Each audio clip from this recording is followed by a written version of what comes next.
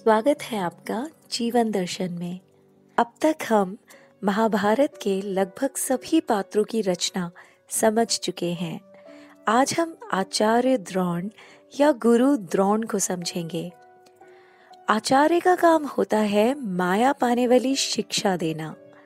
कई तरह के विषय पढ़ाए जाते हैं जिससे हम बड़े होकर जीविकोपार्जन करते हैं व माया पाते हैं। माया बहुत बड़ी प्यास है और लोग माया में ही पागल हो जाते हैं। वह दुखों से जीवन नर्क बना लेते हैं। लोग पागल न हो जाएं, इसलिए गुरु की आवश्यकता पड़ती है। द्रोण को कभी द्रोण आचार्य कहा गया तो कभी गुरु। गुरु मन को परमात्मा से मिलाकर मन को शांत व नियंत्रित करते हैं। माया मन को दौड़ाती है और ईश्वर मन को स्थिर करते हैं।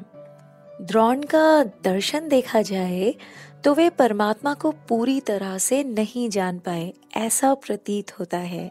इसलिए उनका संबोधन द्रोणाचार्य यानी आचार्य के रूप में अधिक दिया गया है। अर्थात वे अपने शिष्यों को मन थामने की शिक्षा अधिक नहीं दे पाए। सबसे प्रिय शिष्य अर्जुन को भी ब्रह्म दर्शन नहीं हुए थे उनके गुरुकुल में। इसका मतलब है द्रोण मन के दौड़ने या भागते रहने से संबंधित है। वो गुरु कम आचार्य अधिक हैं। गुरु वह होता है जो परमात्मा से मिला दे, वह मन का माया के पीछे दौड़ना कम करवा दे। तो द्रोण शब्द दर्शाता है दौड़न को।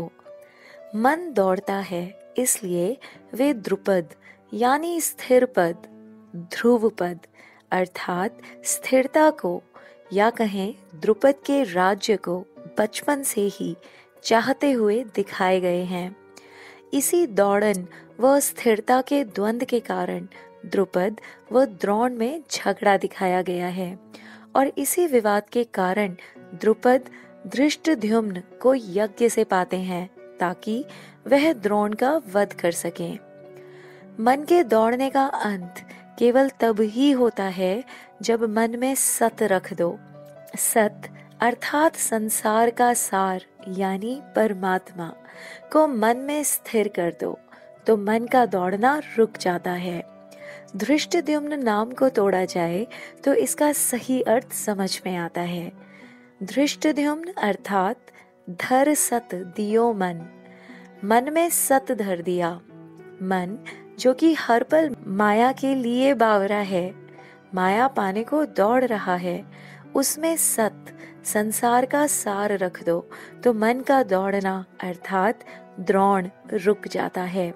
इस तरह से धृष्टद्युम्न स्वाभाविक रूप से द्रोण की हत्या है, वरदान है। हमारा प्यासा मन हर समय भिखारी बना कुछ न कुछ मांगता ही रहता है। यह दो, वह दो और दो, यह हमेशा ही कहता रहता है। द्रोण का अर्थ दोना होता है। दोना यानी यह दो, वह दो और दोना। द्रोण का जन्म भी दोने से ही दिखाया गया है, अर्थात एक आचार्य ही विकसित होकर गुरु बनता है जो मन की यह दो वह दो मिटाता है। गुरु बनने के लिए पहले एक अच्छा पुत्र दिखाए गए हैं। आचार्य से गुरु तक का सफर है द्रोणाचार्य का जीवन। उनकी स्वयं की शिक्षा में कुछ दोष था, इसलिए वे पूरी तरह से गुरु नहीं बन पाए और इसलिए अर्जुन को श्री कृष्ण से ज्ञान लेना पड़ा।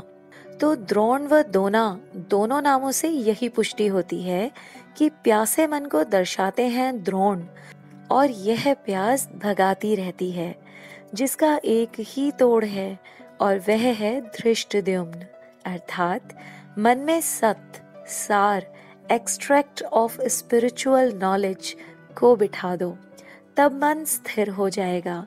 वह मन पांचाली अर्थात माया पाने को ना चली वाली आत्मा बन जाएगा।